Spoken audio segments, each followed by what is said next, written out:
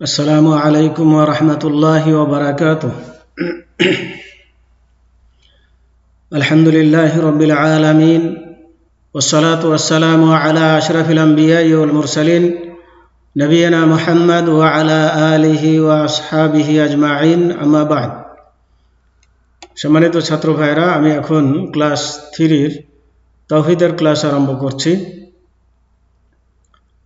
আজকের বেদাত সংক্রান্ত বিষয়ের উপরে শেখুল ইসলাম ইবনে তাইমিয়া রাহমাতুল্লাহ যা বলেন সেইখান থেকে আলোচনা শুরু করছি।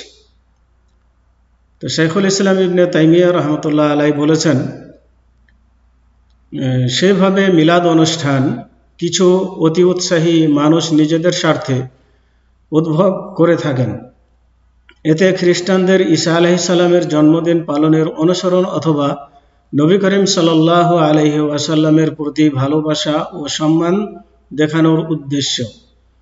রাসূলুল্লাহ সাল্লাল্লাহু আলাইহি ওয়াসাল্লামের জন্মদিনকে যারা অন্যান্য মানুষের অনুকরণে উদযাপন করেন, অথচ সালাফে সালেহিন বা পূর্বপুরুষগণ এ ধরনের উৎসব করেননি। সত্যি যদি এ কাজটি সওয়াবের কাজ হতো অথবা সওয়াবের সম্ভাবনা থাকতো, তাহলে সাহাবায়ে কিরাম রাদিয়াল্লাহু আনহুম আজমাইন আমাদের চেয়ে উক্ত কাজ অধিকতর যোগ্য ছিলেন।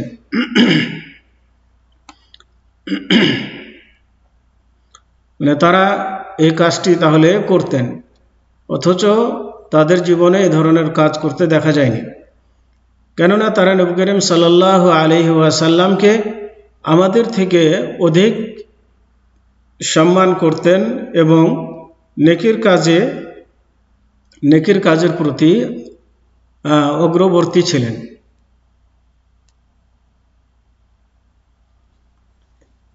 রাসূলের প্রতি প্রকৃত ভালোবাসা ও সম্মান দেখানোর উত্তম পন্থা হলো তার আনুগত্য প্রকাশ এবং তার নির্দেশের অনুসরণ করা, এবং প্রকাশ্য ও অপ্রকাশ্যভাবে সমাজে তার সুন্নাত প্রতিষ্ঠার চেষ্টা চালানো, এবং তিনি যে দিন নিয়ে এসেছিলেন তার প্রচার ও প্রসারের জন্য অন্তর, হাত ও মুখ দিয়ে সকল প্রকার সংগ্রাম জারি রাখা।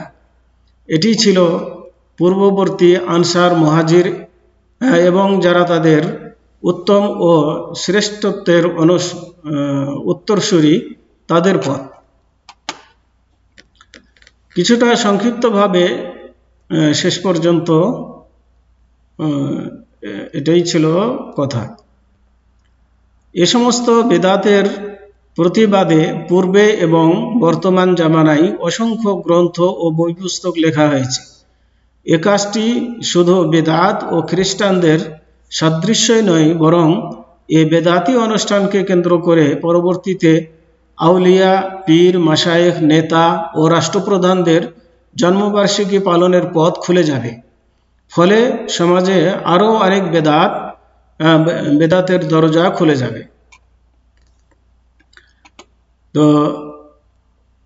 তো এটা যে শুধু বেদাত তা নয়, আরও অনেক বেদাতের পথকে উন্মুক্ত করার মাধ্যম। অতএব অবশ্যই এ কাজ থেকে আমাদেরকে ফিরে আসতে হবে, যাতে করে সমাজে বেদাত চালু না হতে পারে। বিভিন্ন প্রকার ইবাদত ও আল্লাহর নৈকট্য লাভের বিষয়ে নতুন নতুন পদ্ধতি। তো বর্তমান জামানায় ইবাদতের ক্ষেত্রে অসংখ্য বিদআত আবিষ্কৃত হয়েছে। ইবাদতের ক্ষেত্রে ইসলামের মূলনীতি হলো তাওকিফ বা নির্ভরশীলতা। তার মানে দলিল ছাড়া কোনো আমল শরীয়ত সম্মত ও আমলযোগ্য নয়। তার মানে দলিল থাকলে শরীয়তের কাজ করতে হবে, যদি দলিল না থাকে তাহলে পরে সেটি শরীয়তের বিধান নয়। অতএব দলিল না থাকলে সেটাকে ছেড়ে দিতে হবে। যে কাজের প্রতি পবিত্র কোরআন ও হাদিসের কোনো দলিল নেই তা বিদআত বা নব আবিষ্কৃত। রাসূলুল্লাহ সাল্লাল্লাহু আলাইহি ওয়াসাল্লাম বলেছেন, মান আমিলা আমালান লাইসা আলাইহি আমরুনা ফাহুয়া রাদ্দুন। অর্থাৎ যে ব্যক্তি এমন আমল বা কাজ করবে যে কাজ আমাদের দিনের মধ্যে নেই তা মারদুদ বা পরিত্যাজ্য। মুসলিম শরীফের হাদিস। বর্তমান সময়ে সমাজে এমন অসংখ্য বিদআতের অনুশীলন ও আমল হচ্ছে যার প্রতি শরীয়তের কোনো দলিল ও প্রমাণ নেই। এমন কয়েকটির নাম উল্লেখ করা হচ্ছে। তো এই এগুলো হচ্ছে বেদাত যেগুলোর শরীয়তে কোনো দলিল নাই অথচ সমাজে এগুলো চলছে। যেমন 1 নম্বর হচ্ছে নামাজের শুরুতে নিয়াতের শব্দ মুখে উচ্চারণ করা, মানে মুখে উচ্চারণ করে নিয়াত পাঠ করা।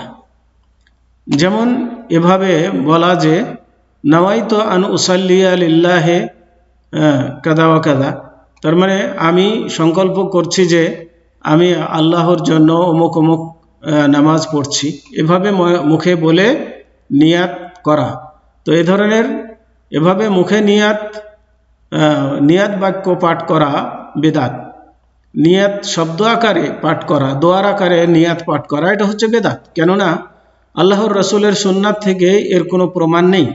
হাদিসে এরকম বাঁধা নিয়াত খুঁজে পাবেন না, অথচ মানুষ এভাবে নিয়াত নিজেরাই বেঁধে নিয়েছে, নিয়ে সেটাই মুখস্থ করে পাঠ করছে। তো যেটা আল্লাহ রাসূল বেঁধে দেননি এমন কাজ নিজেরা বেঁধে নিয়ে সেটাকে নিয়াত মনে করে পাঠ করা, এটা যে অবশ্যই বেদাত, এতে কোনো সন্দেহ নেই। এবং যে কাজের প্রমাণ শরীয়তে নেই সে কাজ সম্পাদন করা সম্পর্কে আল্লাহ পাক ইরশাদ করেন, কুল আতুআল্লিমুনা আল্লাহ বিদীনিকুম ওয়াল্লাহু ইয়ালামু মা ফিস সামাওয়াতি ওয়া মা ফিল আরদি ওয়াল্লাহু বিকুল্লি শাইইন আলিম। অর্থাৎ হে রাসূল সাল্লাল্লাহু আলাইহি সাল্লাম বলুন, তোমরা কি তোমাদের দিন সম্পর্কে আল্লাহকে অবহিত করছো? তার মানে বেদাতীদের কাজ মনে হচ্ছে যে এটা দিনের কাজ, অথচ আল্লাহ রাব্বুল আলামিন জানেন না, এমন একটা ভাব। সেটা তারা নিজেরা কি করছে, যেটা আল্লাহ জানেননি, নাউজুবিল্লাহ মিন যালিক, সেটা তারা জেনে সেটা আবিষ্কার করেছে। তো এই কথাই আল্লাহ রাব্বুল আলামিন তাদেরকে আক্ষেপ করে বলছেন যে তোমরা কি তোমাদের দিন সম্পর্কে আল্লাহকে অবহিত করছো, অথচ আল্লাহ জানেন যা কিছু আকাশমণ্ডলী ও পৃথিবীতে আছে। আকাশমণ্ডলী পৃথিবীতে যা কিছু আছে সব কিছু আল্লাহ অবগত। আর আল্লাহর উপরে টেক্কা দিয়ে মানুষ নিজেরাই কি আল্লাহর ধর্ম বানিয়ে আল্লাহর কাছে পেশ করছে। নাউজুবিল্লাহ মিন যালিক। আল্লাহ সর্ববিষয়ে সম্যক অবহিত। সূরা হুজরাত 16 নম্বর আয়াত। তো নিয়াতের স্থান হলো অন্তর। আমাদেরকে জানতে হবে নিয়াতের স্থান হচ্ছে অন্তর, অর্থাৎ নিয়াত হবে অন্তর থেকে। নিয়াত মুখে পাঠ করতে হবে না, দোয়ার আকারে বলতে হবে না, এটা অন্তরের কাজ, জিহ্বা বা মুখে উচ্চারণ করার কাজ নয়। অতএব এই ব্যাপারে সবাই সাবধান থাকবে। তার মানে মনের যেটা সংকল্প, তার মানে মনে মনে আপনি সংকল্প করবেন যে আমি এখন জোহরের নামাজ বা আসরের নামাজ ফরজ পড়ছেন নাকি সুন্নাত, কোন নামাজ পড়বেন, এরকম একটা মনের ভিতরে সংকল্প থাকবে। 2 রাকাত পড়বেন নাকি 4 রাকাত, এ ধরনের সংকল্প নিয়ে নামাজ শুরু করার নামই হচ্ছে নিয়ত। এর জন্য মুখে কিছু বলা লাগবে না। 2 নম্বর বেদাত হচ্ছে যে এই সমস্ত বেদাতের মধ্যে হলো ফরজ নামাজের পর সম্মিলিতভাবে দোয়া করা। ফরজ নামাজ শেষে সবাই মিলে একসাথে ইমামের সাথে দোয়া করা। কেননা ফরজ নামাজের পর শরীয়তের বিধান হলো প্রত্যেক নামাজি ব্যক্তি যে সমস্ত মাসনুন জিকির আজকার আছে তা একাকী পাঠ করবে, এটা হচ্ছে শরীয়তের বিধান। সালাম ফিরানো হয়ে গেল, তখন 3 বার আস্তাগফিরুল্লাহ পড়বে, তারপর আল্লাহুম্মা আনতাস সালাম ওয়া মিনকাস সালাম তাবারাকতা ইয়া যাল জালালি ওয়াল ইকরাম, আল্লাহুম্মা লা মানি'a লিমা আতাইতা ওয়া লা মু'তিয়া লিমা মানা'তা ওয়া লা ইয়ানফা'ু যাল জাদ্দি মিনকাল জাদ। এভাবে প্রত্যেকেই নিজ নিজ এই দোয়াগুলো যেগুলো সালামের পরে, নামাজের পরে যেগুলো আজকার আছে এগুলো পাঠ করবে নিজে নিজে। সবাই মিলে একসাথে দোয়া করবে এমন প্রমাণ নেই। বিশেষ পরব ও অনুষ্ঠান উপলক্ষে মৃত্যু ব্যক্তির জন্য ফাতিহা পাঠের অনুরোধ করা, মানে বিভিন্ন অনুষ্ঠানে যে মৃত ব্যক্তির জন্য ফাতিহা পাঠের করতে বলা। অনুরূপ মৃত ব্যক্তির জন্য শেষকৃত্য বা অন্ত্যেষ্টিক্রিয়া ব্যবস্থা করা, তার মানে মাইয়েতের জন্য খাদ্য তৈরি, কোরআন তেলাওয়াতকারীদেরকে এই বিশ্বাসে ভাড়া করা যে মৃত ব্যক্তির জন্য তা সান্ত্বনা, সমবেদনা প্রকাশ করার অন্তর্ভুক্ত, অথবা মৃত ব্যক্তির জন্য উপকারী মনে করা। এই মনে করে কিছু আলেম ওলামা ডেকে নিয়ে এসে বা মাদ্রাসার ছাত্রদেরকে ডেকে নিয়ে এসে কোরআন খতম দেওয়া, কোরআন খতম দিয়ে মৃত ব্যক্তির নামে বকশিয়ে দেওয়া, এ ধরনের কাজ করা, এগুলো হচ্ছে নব আবিষ্কৃত বেদাত, এতে কোনো সন্দেহ নেই। এ সমস্ত কর্মকাণ্ড সবই বেদাতের অন্তর্ভুক্ত, কেননা শরীয়তে এর কোনো প্রমাণ নাই। এ সমস্ত বেদাত মুসলমানদের গলায় আর পিঠে এমন বেড়ি ও হাতকড়া এবং বোঝা ও রশি হিসাবে লাগিয়ে দেওয়া হয়েছে যে সম্পর্কে আল্লাহর কোনো বিধান অবতীর্ণ করেননি।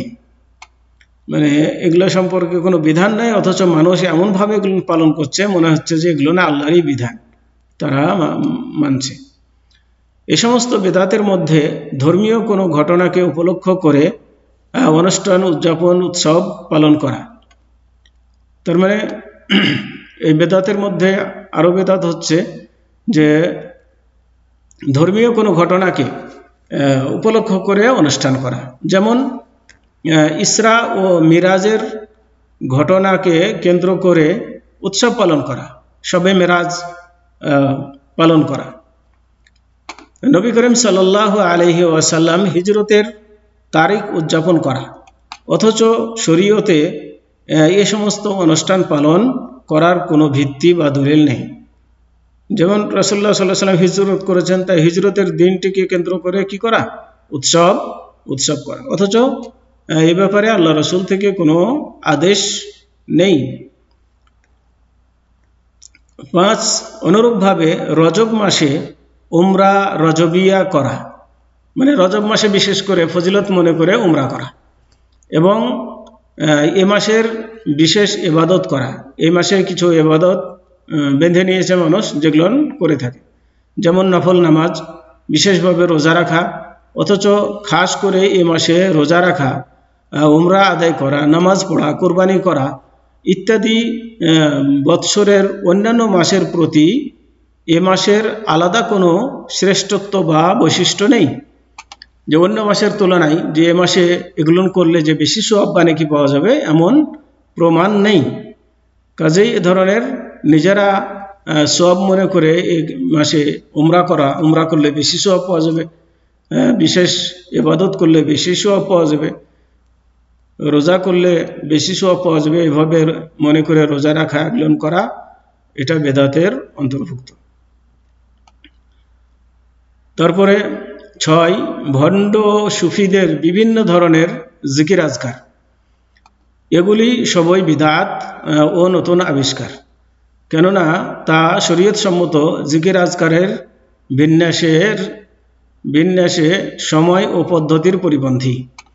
যে রাসূলুল্লাহ সাল্লাল্লাহু আলাইহি সাল্লাম থেকে যে সমস্ত জিকির আজকারের পদ্ধতি এসেছে তার সাথে মিল পড়ে না, কাজেই এগুলো পরিত্যাগ করতে হবে, এগুলো বেদাতের অন্তর্ভুক্ত। যেমন সম্মিলিতভাবে জিকির করা, হু হায়, আল্লাহু আল্লাহু, বিভিন্নভাবে যে জিকির মানুষ আবিষ্কার করেছে, এই সমস্ত জিকির করা এগুলো বেদাতের অন্তর্ভুক্ত। 7, নির্দিষ্ট করে 15 শাবান তারিখে দিনে রোজা রাখা এবং রাত্রি জাগা। এ সম্পর্কে রাসূলুল্লাহ সাল্লাল্লাহু আলাইহি সাল্লাম থেকে নির্দিষ্ট করে দিনে রোজা রাখা এবং রাতে নফল ইবাদতের কোনো প্রমাণ সহিহ হাদিস দ্বারা নেই।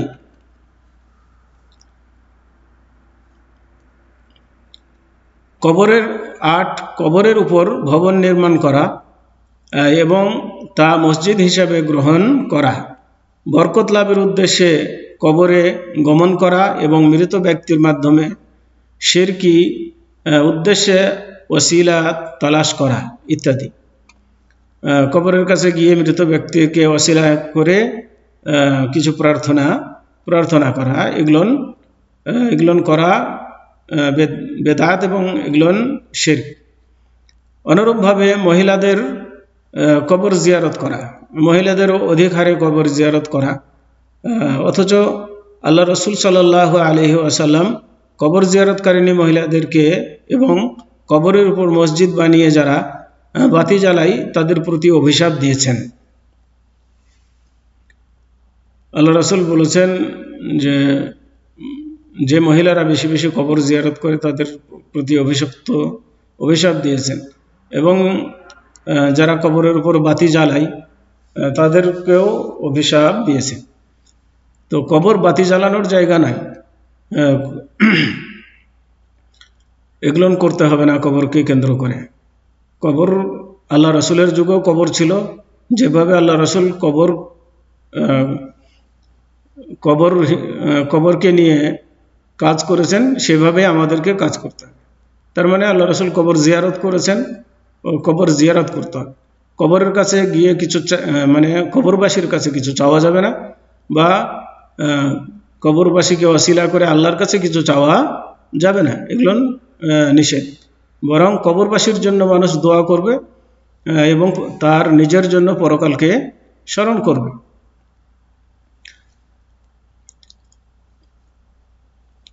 উপসংহার, অবশেষে আমরা বলতে পারি যে বিদআত হলো কুফরের ডাক ব্যবস্থা, যা বাদুত বেদাত হলো যে মানুষকে কুফরের দিকে নিয়ে যাওয়ার একটা মাধ্যম। বেদাত দ্বীন ইসলামের অতিরিক্ত অংশ এবং আল্লাহ ও তার রাসূল কর্তৃক তা নির্দেশিত নয়। বেদাত দিনের একটা বর্ধিত অংশ, যেটা দিনের মধ্যে নয়, দিনের মধ্যে বাড়ানো অংশ, যেখানে যার বিষয়ে আল্লাহ এবং তার রাসূল সাল্লাল্লাহু আলাইহি সাল্লাম কোনো নির্দেশ দেননি। বিদাত কাবিরা গুনাহ থেকেও নিকৃষ্ট, কেননা শয়তান কবিরা গুনাহ থেকেও বেদাতি কাজের প্রতি বেশি খুশি হয়ে থাকে। কেননা কবিরা গুনাহকারী ব্যক্তি ওই কাজটিকে পাপের কাজ মনে করেই করে থাকে, তাই কোনো সময় সে তওবা করতে পারে। আর বেদাতকে মনে সওয়াবের কাজের বিশ্বাস নিয়ে করে থাকে, যার মাধ্যমে আল্লাহর নৈকট্য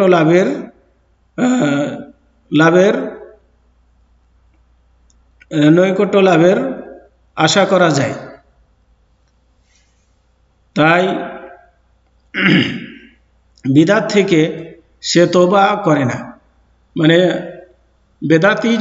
বেদাতি কোনো কাজ করে তখন সেটা সওয়াবের কাজ মনে করে, যার কারণে সেটা সে ছাড়তে পারে না এবং তার থেকে ফিরে আসতে পারে না, তওবা করতে পারে না, কারণ তার মনের মধ্যে আছে যেটা আমি ভালো কাজ করছি, অথচ সে খারাপ কাজ করছে। বেদাত সুন্নাতকে ধ্বংস করে দেয়। বেদাতিকে সুন্নাতের অনুসরণ করা ও সুন্নাতের অনুসারীদের প্রতি ঘৃণা জন্মিয়ে দেয়। যারা বেদাত করে তারা সুন্নাত মোতাবেক যারা চলছে তাদেরকে তারা ভালো চোখে দেখে না, তাদেরকে মনে করে যে নিজেরা বেদাত করছে, অথচ সুন্নাতপন্থীদেরকে খারাপ মনে করে। তার মানে তারা কেন বেদাত করছে না এই মনে করে তারা মনে করে যে ওরা ভালো কাজ করছে না, অথচ তারা বেদাতের মধ্যে ডুবে রয়েছে। বিদাত আল্লাহর রহমত থেকে দূরে রাখে এবং উক্ত ব্যক্তির প্রতি আল্লাহর গজব শাস্তি অপরিহার্য করে দেয়। বেদাতির প্রতি আল্লাহর গজব এবং শাস্তি অপরিহার্য হয়ে যায়। বেদাত অন্তরকে বক্র ও বিভ্রান্ত করে দেয়, বেদাত অন্তরকে বাঁকা করে দেয় এবং খারাপ দিকে পরিচালিত করে। তো অতএব আমাদেরকে বুঝতে হবে যে সুন্নাত কোনগুলো এবং বেদাত কোনগুলো। অতএব সুন্নাতের প্রতি আমল করতে হবে, বেদাত থেকে বেঁচে থাকতে হবে, দূরে দূরে থাকতে হবে এবং সমাজ থেকে বেদাতকে উৎখাত করার জন্য চেষ্টা চালিয়ে যেতে হবে। বেদাতি কাজের কোনো প্রশ্রয় দেওয়া চলবে না। তো আজকে এ পর্যন্তই সমাপ্ত। তাহলে আজকে আমাদের সিলেবাসের শেষ এটাই ছিল, সবক ছিল। সবাই পরীক্ষার জন্য প্রস্তুতি গ্রহণ করতে থাকুন। আর এক সপ্তাহ পরে তো পরীক্ষার কোশ্চেন দেওয়া হবে। তো আজকে এ পর্যন্তই। সাল্লাল্লাহু আলা নবিয়িনা মুহাম্মদ ওয়া আলা আলিহি ওয়া আসহাবিহি ওয়া বারিক ওয়া সাল্লাম। আসসালামু আলাইকুম ওয়া রাহমাতুল্লাহি ওয়া বারাকাতুহু।